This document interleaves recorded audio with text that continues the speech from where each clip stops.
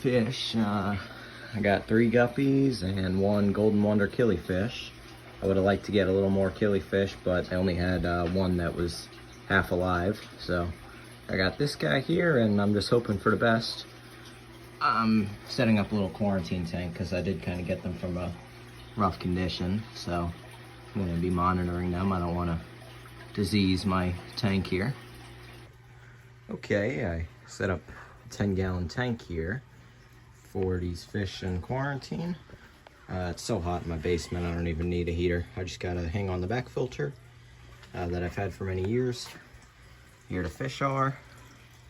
Guppies and the killie. Look pretty nice. Let you guys know how they do when I put them in. This tank was built October 12th, 1989, which is pretty cool. And it was originally my father's. This filter hasn't ran in many years. It's gonna be like starting an old car from a junkyard. All right, I got it going. It's pretty loud, but I think that's just because the water level is low.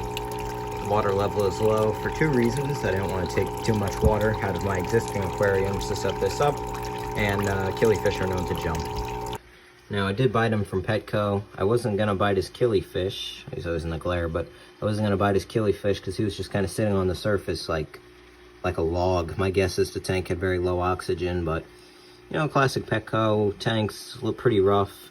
They have a lot of nice fish there, but my local Petco has really gone downhill in the last couple of years. I used to get fish there all the time and never see dead ones. Now I go every day, and you know, every time I go, it's always a bunch of dead fish on the bottom. But I'm giving these things a chance, so hopefully they do well, and that's all you could hope for sometimes.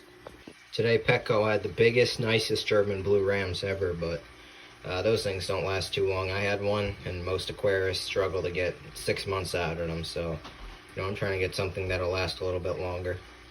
If any of my viewers have golden wonder killifish, is this dot at the top of their head normal, or is that like a growth?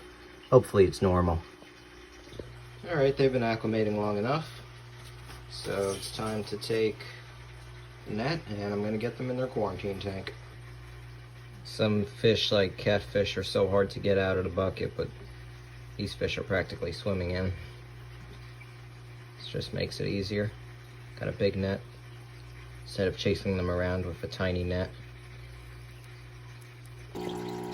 Okay, well, I got them in my quarantine tank, and as you can see, I got them up there. There's the killie.